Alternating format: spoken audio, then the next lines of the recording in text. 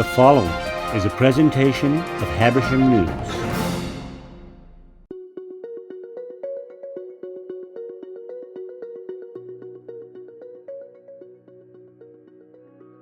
Alice Venter, and I'm running for mayor of Baldwin. Well, now I've lived in Baldwin since 2009, but I've been on the city council for 8 years. 8 years ago, City of Baldwin started planning for a farmer's market. And at the time, had Baldwin Falls Farms and our Butt Naked Food brand, and thought that I could be of some help with their farmer's market and bringing vendors in.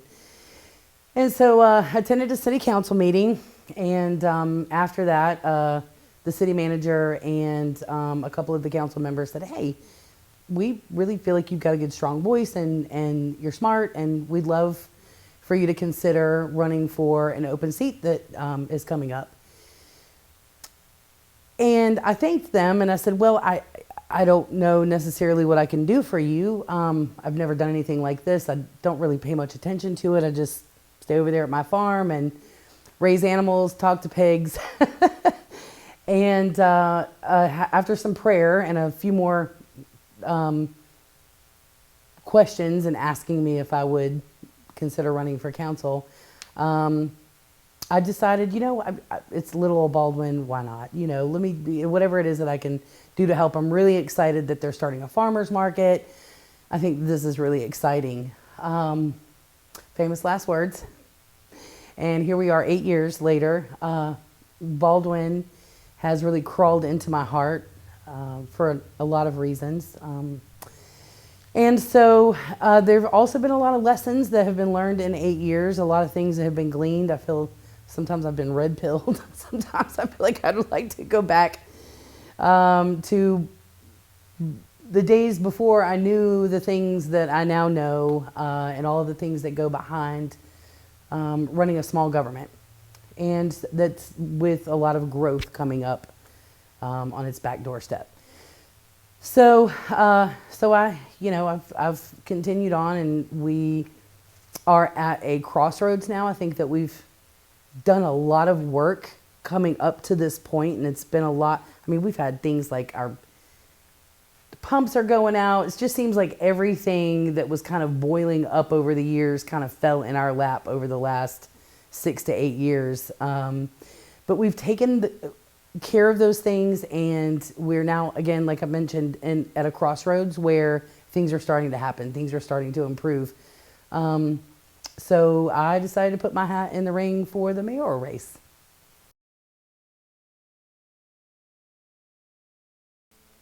That's twofold, property taxes as well as our water infrastructure. Our water infrastructure and sewer, water and sewer, we have been working on for years. Every year we submit a grant, write for grants, and we've just been passed up year over year. With our recent water crisis going down into Banks County, that has gotten some attention that I think that was, I hate to say useful, but you'd never let a crisis go to waste, right? Isn't that what the saying is? So that has presented some opportunities, and some funding options have opened up through that. I have worked for years learning all of the challenges that our system has, the things that need to be done to meet those challenges, but budgetary needs. Government exists to provide services, and services are not getting any cheaper, which means that property taxes are not going to come down unless the cities and the county start working together to provide those services through our service delivery negotiation. Because I think that many hands make light work, and that's going to be the only opportunity to lower taxes.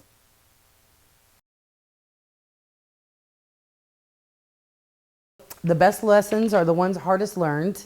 I will be the first to admit that I have not always made the best decisions, and putting too much stock into one person that is probably too overloaded with work to begin with. But the city has decided to bring in a finance director.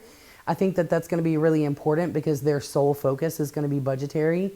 We also need their eagle eyes and the experience and the capability of helping council and mayor have a 3D understanding of what our exact financial position is. I think that a lot of things kind of flew under our radar. And so with that said, that's one part of it. And again, the other part is working with the other municipalities and the county to spread that workload out. That's the only way to bring down the cost of services.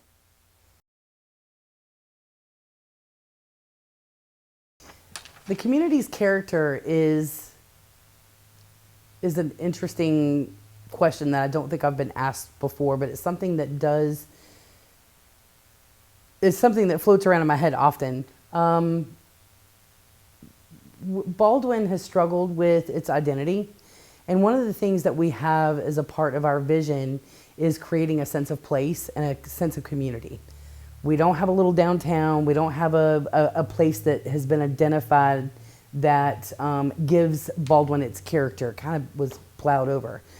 So our stakeholders and businesses in our community have generously donated tens of thousands of dollars for us to have community events that brings the community together, lets them, and those events are designed to get people to interact with one another. And, you know, this has always been a small town, lots of people that are just, their roots have always been here and they want to keep it that way. We're now in a time where people are looking to move to places like this. And I think that the only way to maintain that character is to get out and love on your community, help people that are in need, and be loud about it. Because the people that come here, like myself, I'm not from here, but I get treated like I am, and that's very humbling. But the way to do that is you come here and you assimilate. The only way to get people who want to come in here and get into positions and make us change to what they want, the only way to combat that is to get out there and love on your neighbors and love on your community and help them. And again, be loud about it. It leaves no other choice than for them to conform to us.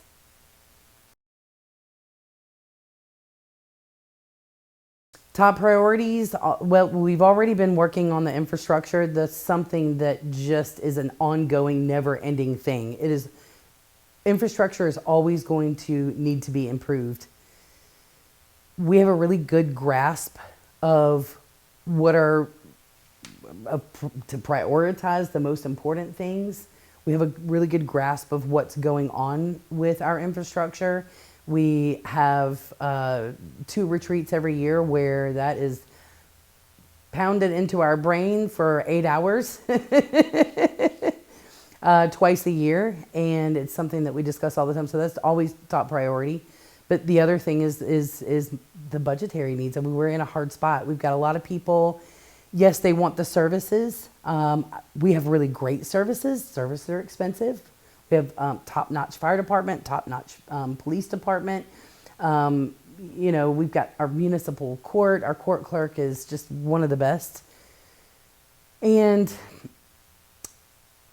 most of us can afford and want those services, but there are vulnerable residents that cannot and are going to need our help. They're going to need us to be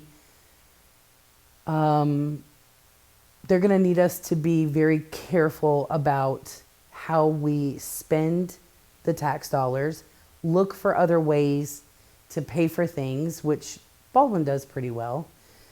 And then the other thing is to work with those relationships with the other municipalities in the county. We have to work together. Many hands make light work. Got to work together. It's the only way to bring that down. So those are my top priorities.